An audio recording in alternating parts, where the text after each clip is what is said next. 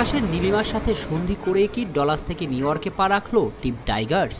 আগামী 10 তারিখ পটিয়া বধ করতে পারলে যে স্কাই ফ্লাইং করার সুযোগ পাবে তাসকিন সাকিব হৃদয়রা।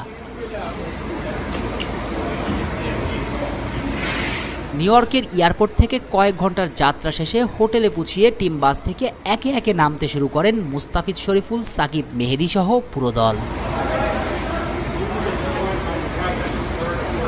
আগের ম্যাচের জয়ের নায়ক মাহমুদুল্লাহ রিয়াদ থেকে একাদশে জায়গা না পাওয়া জাকির আলী অনিক সবাই ছিলেন উৎফুল্ল, আনন্দিত। এমন আনন্দের উপলক্ষ তো সবারই জানা, হতাশার ব্যর্থতায় জর্জরিত দলটা কিনা বিশ্বকাপে করেছে লঙ্কা বধ। তবে এবারের প্রতিপক্ষ তুলনামূলক অনেক বেশি শক্তিশালী দক্ষিণ আফ্রিকা। 10 তারিখ নাসাউ আন্তর্জাতিক ক্রিকেট স্টেডিয়ামে শক্তিশালী দক্ষিণ আফ্রিকার মুখোমুখি হবে নাজমুল শান্তর দল। সেজন্যই কি শিষ্যরা হাসি খুশি থাকলেও একটু বেশি সিরিয়াস ছিলেন গুরু চন্দিকা হাথুরুসিংহে? টাইগারদের কোচের কপালে দুশ্চিন্তার ভাঁজ পড়ার যথেষ্ট কারণও আছে বইকি।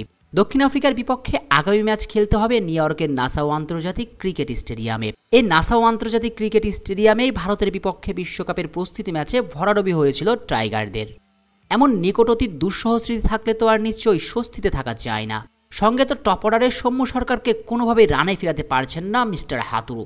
নিজের লাগেজের ভার নিজে বইতে পারলেও ব্যাট হাতে দেশের ভার বইতে বারবার ব্যর্থ হচ্ছেন সৌম্য। 10 তারিখে অবশ্যই নিজেকে ফিরে পেতে চাইবেন সৌম্য। শুভকামনা টিম টাইগার্স, শুভকামনা থাকলো সৌম্য সরকার। শেখ আসাফুদ্দৌলা অনিক, টিভি স্পোর্টস।